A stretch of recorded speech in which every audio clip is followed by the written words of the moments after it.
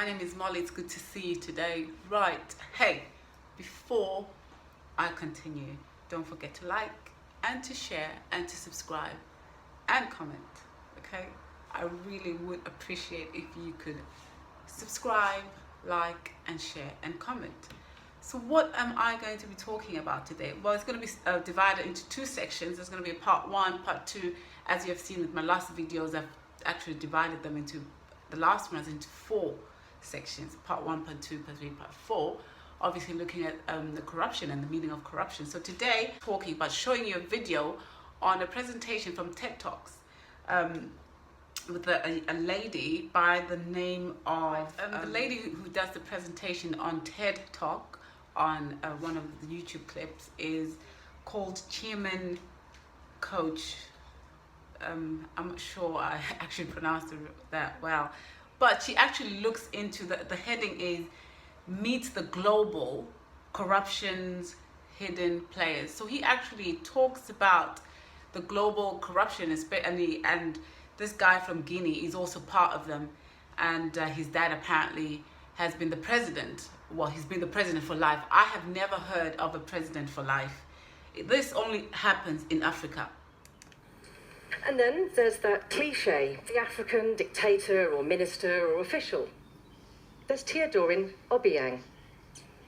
So his daddy is president for life of Equatorial Guinea, a West African nation that has exported billions of dollars of oil since the 1990s and yet has a truly appalling human rights record. The vast majority of its people are living in really miserable poverty, despite an income per capita that's on a par with that of Portugal. So Obiang Jr., well, he buys himself a $30 million mansion in Malibu, California. I've been up to its front gates, I can tell you, it's a magnificent spread. He bought an 18 million euro art collection that used to belong to fashion designer Yves Saint Laurent. Gates, I can tell you, it's a magnificent spread. He bought an 18 million euro art collection that used to belong to fashion designer Yves Saint Laurent. A stack of fabulous sports cars, some costing $1 million apiece. Oh, and a Gulfstream jet too. Now get this, until recently he was earning an official monthly salary of less than $7,000. And there's Dan Etete. Well, he was the former oil minister of Nigeria under President Abacha. And it just so happens he's a convicted money launderer too. We've spent a great deal of time investigating a $1 billion, that's right, a $1 billion oil deal that he was involved with. And what we found was pretty shocking, but more about that later. So it's easy to think that corruption happens somewhere kind of over there, carried out by a bunch of greedy despots and individuals up to no good in countries that we personally may know very little about and feel really unconnected to and unaffected by what might be going on. But does it just happen over there? Well, at 22, I was very lucky. I'm in Angola, undercover, investigating blood diamonds.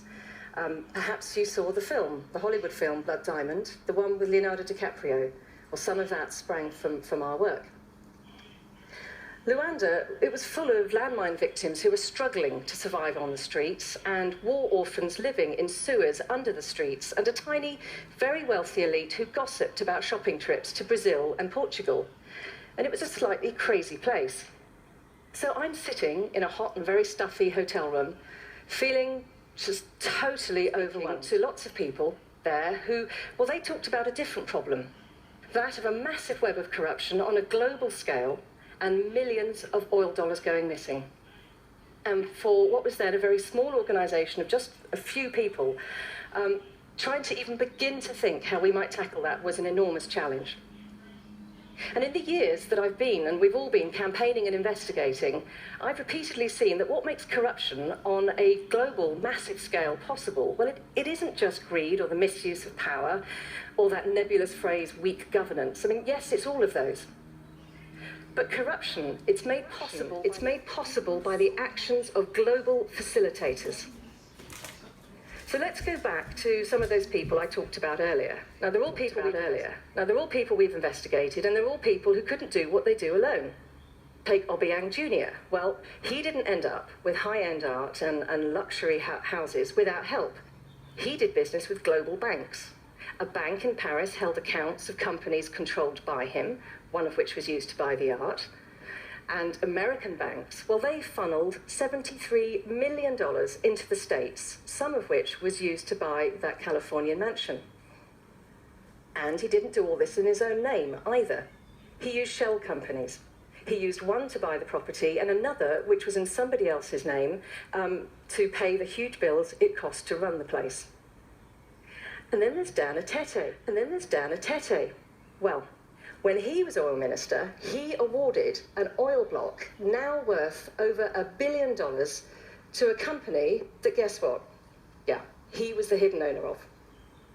Now, it was then, much later, traded on with the kind assistance of the Nigerian government, I have to be careful what I say here, to subsidiaries of Shell and the Italian Eni, two of the biggest oil companies around.